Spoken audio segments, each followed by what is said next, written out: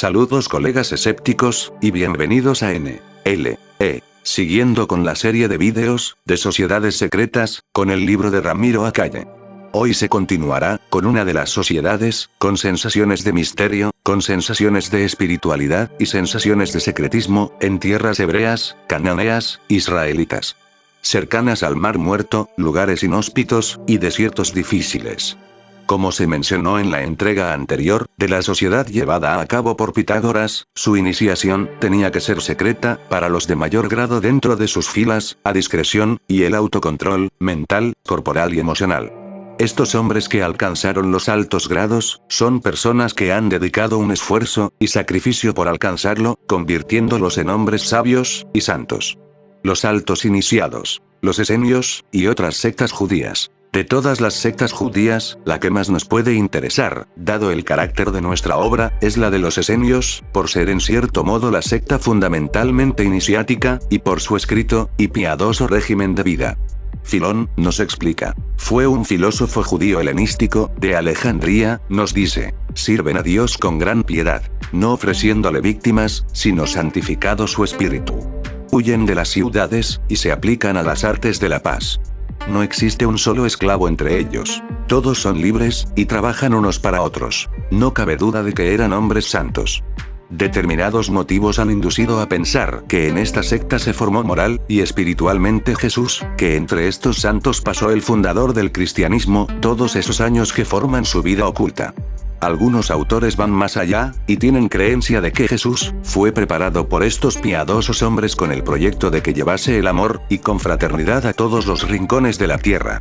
Ni Jesús ni sus apóstoles hacen nunca mención de los esenios, aunque sí de las otras sectas judías. Los esenios llevaban una vida ascética, meditando y trabajando, apartados de toda ambición sacerdotal, velando por la tradición. Se dice que entre ellos abundaban los que tenían el don de la profecía, y que algunos de ellos curaban toda clase de enfermedades físicas y morales. Eran amantes en extremo de la verdad, y de la paz, serenos y comedidos, bondadosos para con sus semejantes. Explica Josefo. Los esenios, eran de una moralidad ejemplar. Esforzábanse, por reprimir toda pasión y todo movimiento de cólera. Siempre benevolentes en sus relaciones, apacibles, de la mejor buena fe.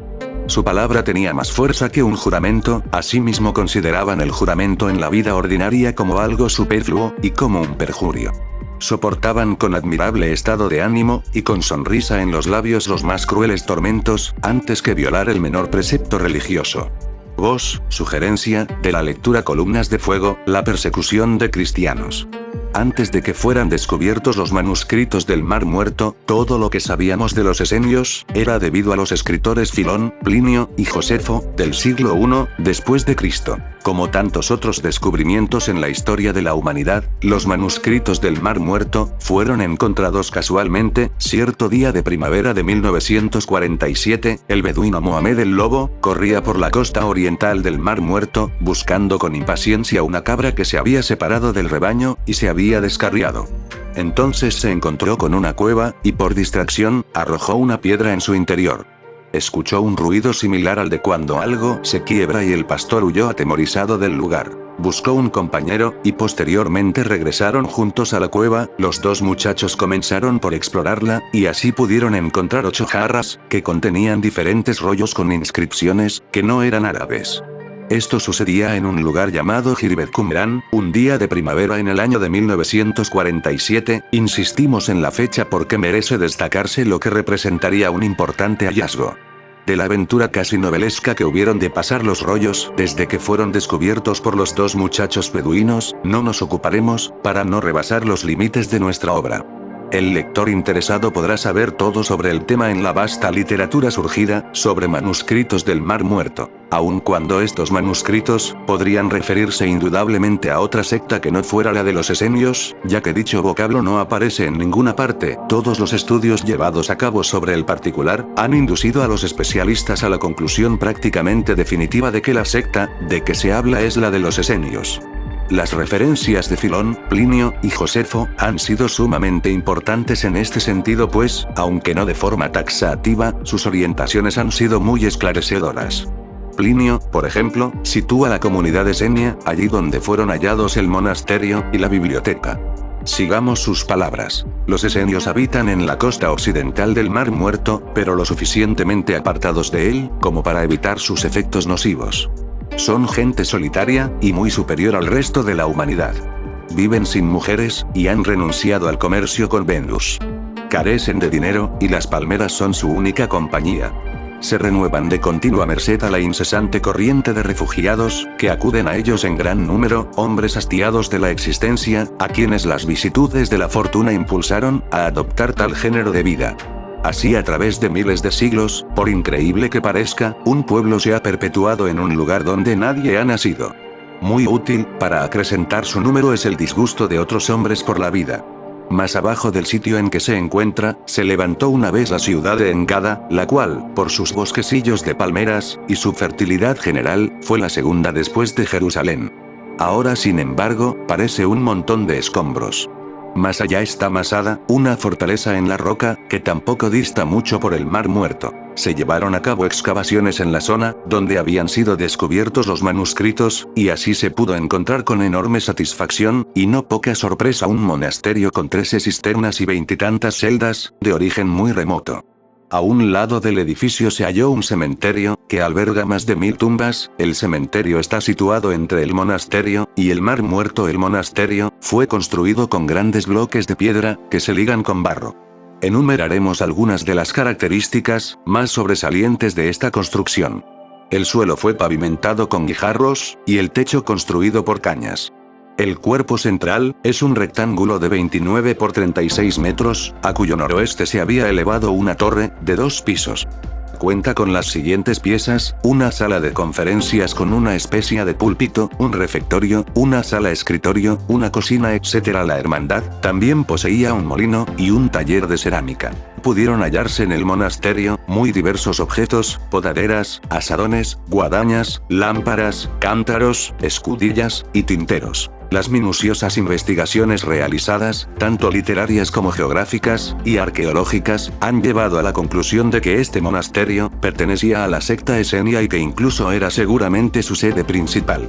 Insistimos, empero, en que en los manuscritos nunca aparece la denominación de esenios, aplicada a los miembros de la hermandad, sino que son llamados hijos de Sadoc. En lo referente a las tumbas que están próximas al monasterio, algunas de ellas han sido abiertas, y se ha observado que no albergan objetos de ninguna clase. Los esqueletos están en la posición de decúbito supino, con las manos cruzadas sobre la pelvis. Solamente se ha encontrado un ataúd, pero lo que realmente me ha llamado la atención es que algunos de estos esqueletos son femeninos, lo que permite comprobar en cierto modo que había una orden de esenios que están de acuerdo con los demás en cuanto al género de vida y los usos y costumbres, pero se apartan de ellos en lo que se refiere a la cuestión del matrimonio. Piensan en efecto que la gente no casada cercena una parte muy importante de la vida, a saber, a propagación de la especie. Estas afirmaciones se contradicen con las palabras de Filón, habiendo desterrado el matrimonio, al mismo tiempo que prescrito la práctica de una perfecta continencia. No obstante, Filón puede estar refiriéndose tan solo a una de las hermandades.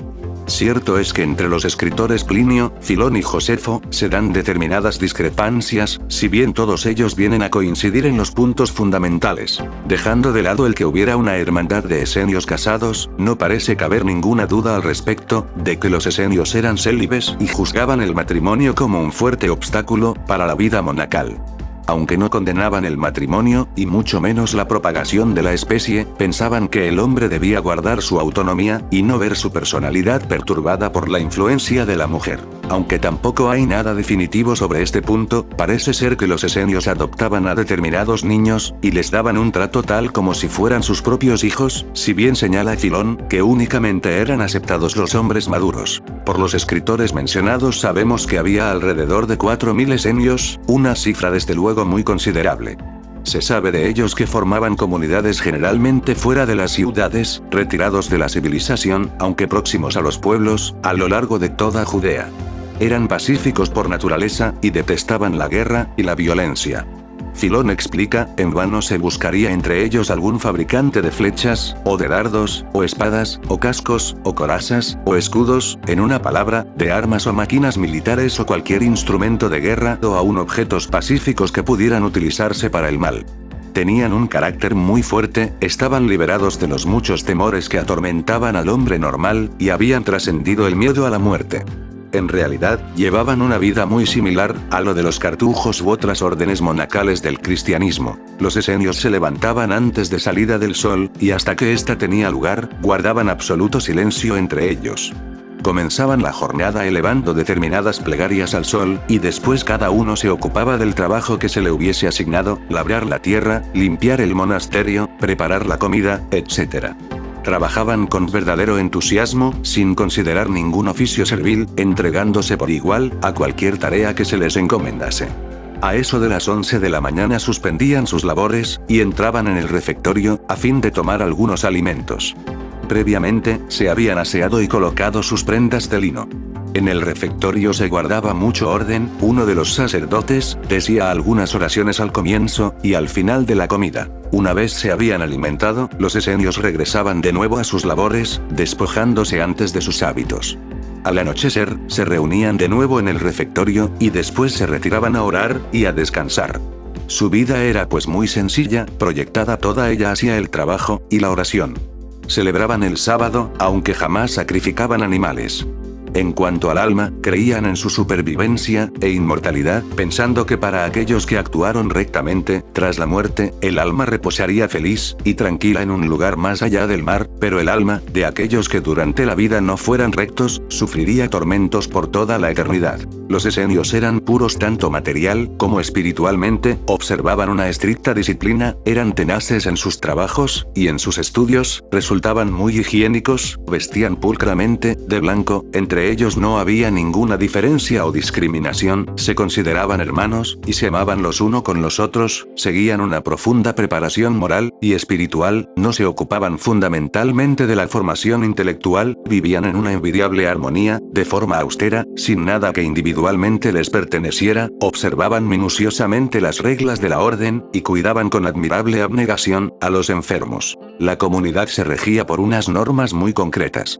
Aunque la orden tuviera algunos bienes y posesiones, los hermanos no tenían pertenencias propias, exceptuando en realidad tan solo sus vestimentas. Uno de los miembros era el encargado de realizar las compras necesarias y de llevar la contabilidad. Nadie podía apropiarse de ningún bien, y era rigurosamente castigado aquel que fuese descubierto en un acto de esta clase. Los nuevos miembros hacían entrega a la comunidad de sus propios bienes. Hay que señalar que nadie carecía de nada, y que la comunidad siempre estaba por encima del individuo. Había un hermano encargado de recibir a los visitantes y acomodarlos. Y hay también que señalar que aun cuando todos eran humanamente iguales, en la orden se observaba una estricta jerarquía. Todos los hermanos permanecían admirablemente unidos, porque todos ellos estaban guiados por el mismo objetivo, ser virtuosos. Los candidatos a la secta eran sometidos a prueba durante un año. Aunque se les ponía en contacto con la regla, no se les admitía en las reuniones de la comunidad. Pasado este año, los candidatos tenían que seguir una especie de noviciado, que duraba 2 años más, al final de los cuales tenían que realizar determinados juramentos, practicar la piedad, la obediencia, la justicia, y los preceptos de la orden, guardar en secreto toda la enseñanza, aunque en vida corriese peligro de muerte, no variar en absoluto la doctrina, y no ocultar nada a los hermanos, no abusar de su autoridad si alguna vez la tuviesen, tener fe en los hombres, permanecer siempre del lado de la verdad, y desenmascarar a los mentirosos, preservar los textos de la secta, abstenerse del robo, y detestar la injusticia. Aun cuando no había discriminaciones de raza ni de condición, los más nuevos tenían que respetar muy rigurosamente a los más viejos en la orden. Todo parece demostrar que los esenios eran muy ordenados en sus actividades. Eran comedidos, callados, circunspectos. En su higiene resultaban sorprendentemente asépticos, si consideramos la época, y durante las comidas, que tenían carácter sagrado, hablaban siempre por turno. Tenían su propia justicia, y la llevaban a cabo sin vacilación, aunque siempre de forma muy estudiada y objetiva. Eso sí, todo fallo era totalmente irrevocable. Algunos hermanos fueron expulsados de la orden, si bien parece ser que parte de ellos fueron después admitidos por piedad e indulgencia. Hay 2 ritos dentro de la doctrina esenia que han llamado la atención del estudioso, el del bautismo y el de la adoración al sol. ¿De dónde fueron tomadas estas prácticas? Por supuesto no son judías. Es difícil saberlo, como difícil es saber el origen exacto de la secta esenia.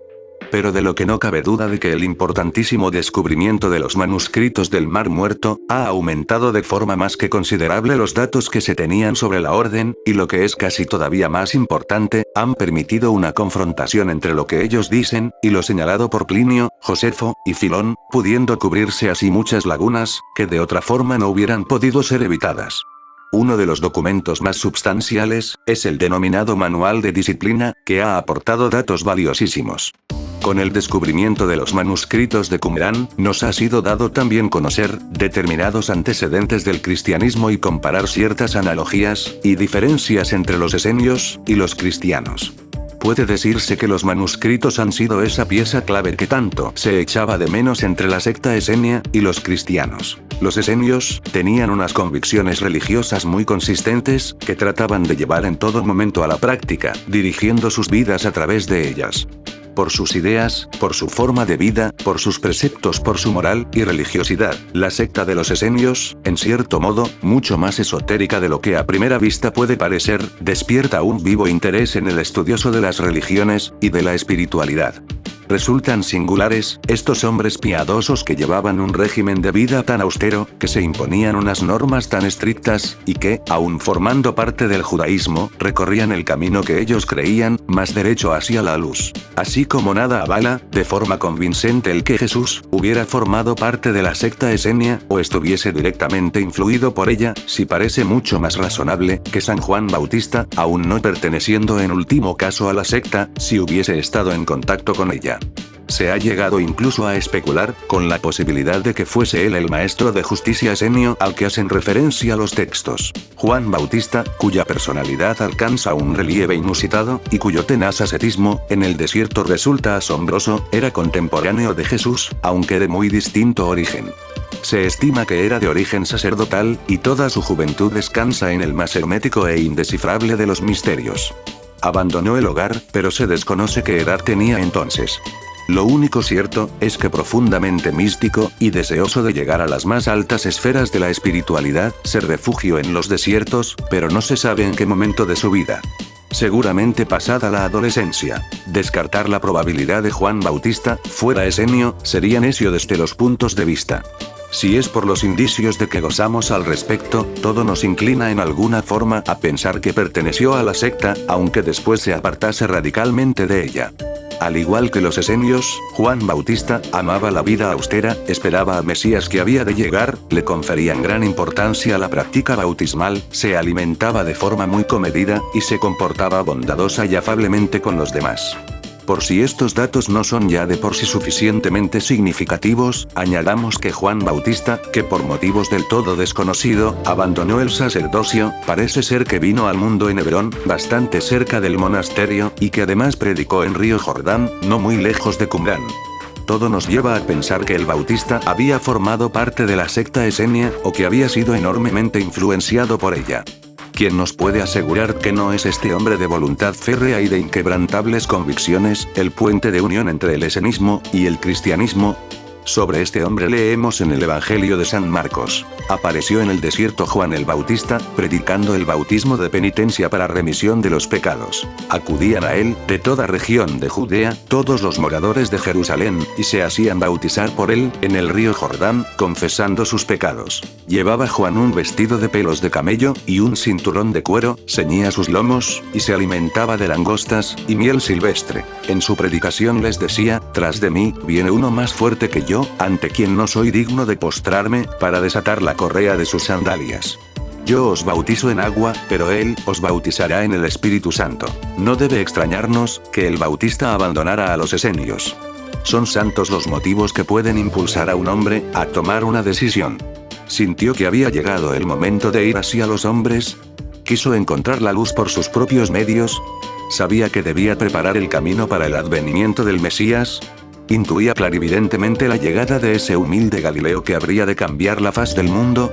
Una vez más todo queda suspendido en el insondable abismo del misterio, pero cuando somos conocedores de los grandes acontecimientos, los pequeños nos importan menos, porque el mismo bosque termina por ocultar a árbol. Cuando un muchacho, el joven beduino de que hemos hablado, descubrió aquella gruta, nadie pudo imaginarse la de datos nuevos, con que iba a contar la humanidad, sobre un tema tan interesante como el del esenismo.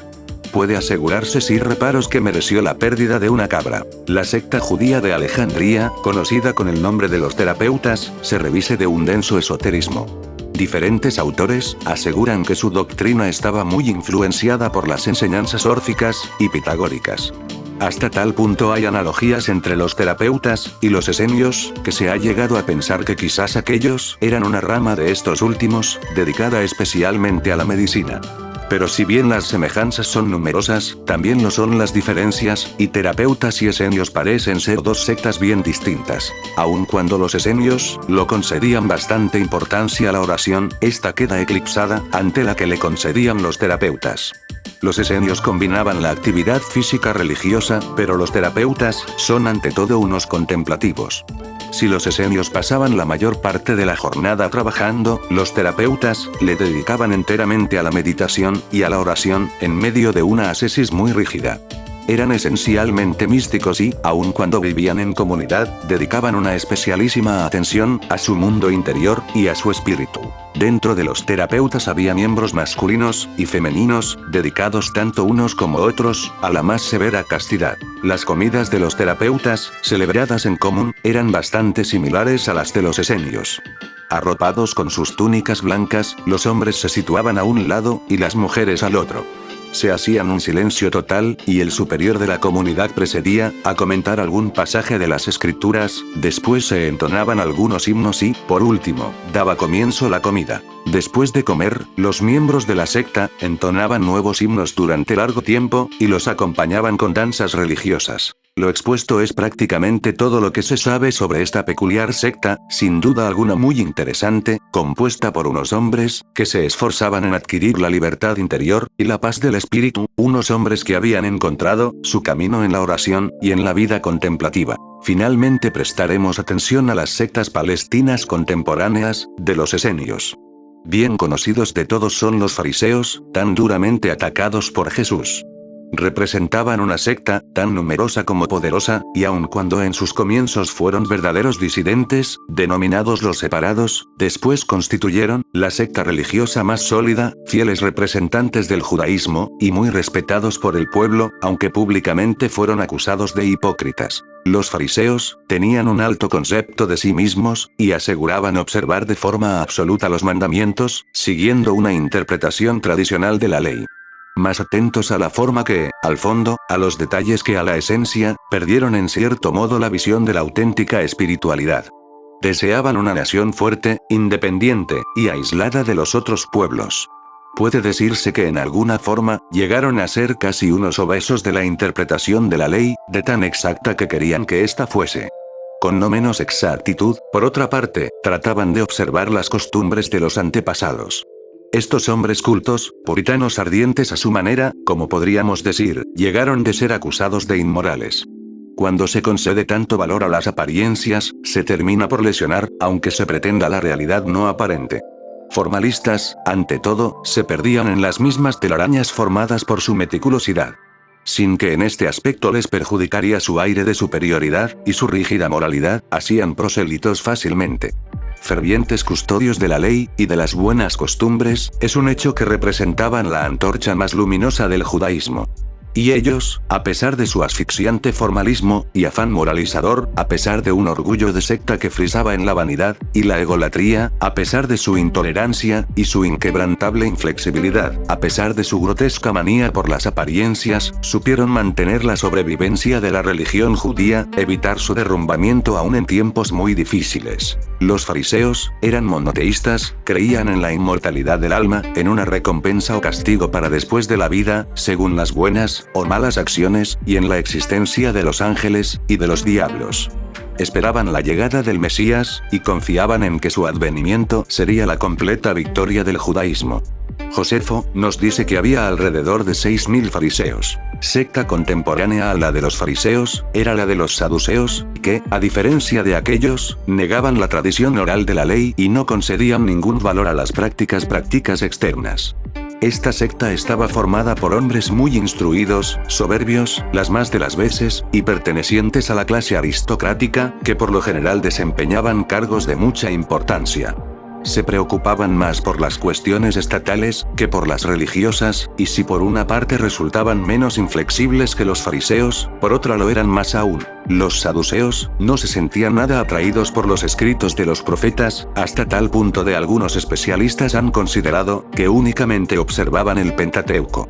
En realidad, se hallaban sumamente ligados al templo, hasta el extremo, de que cuando cayó, ellos también lo hicieron puesto que no tenían otra base, que el ritual mosaico. Su religión era un cuerpo de costumbres y ciertas prácticas, haciendo mucho hincapié en el libre albedrío, diferentes por completo en esto a los fariseos, que creían en el destino, aún dejándole en libertad de acción al ser humano. Al no creer en la supervivencia del alma, tampoco podían creer en una retribución a las buenas o malas acciones. Sectas judías, además de las expuestas, fueron los zelotes, los masboteos, los genistas, y otras, todas ellas de menos interés. Dime, ¿qué opinas de esta sociedad? ¿Habías escuchado de los llamados esenios? En algunas fuentes, quizás podrías encontrar términos así a ellos como, ascetas amargados, lunáticos del desierto, o chiflados ermitaños del desierto. Versiones hacen hincapié en que Jesús formó parte dentro de sus filas, y que sus enseñanzas son similares a las judías, pero separándose unos a otros, los saduceos, fariseos, los zelotes, y los esenios. También se dice que José de Arimatea fue un esenio reconocido. Por el momento lo dejamos en este punto, no olvides de compartir estos contenidos a tu amiga, amigo, conocido, primo, o vecino que pudieran gustarle estos vídeos y seguir aprendiendo entre todos. Sin más, hasta la próxima, colega escéptico.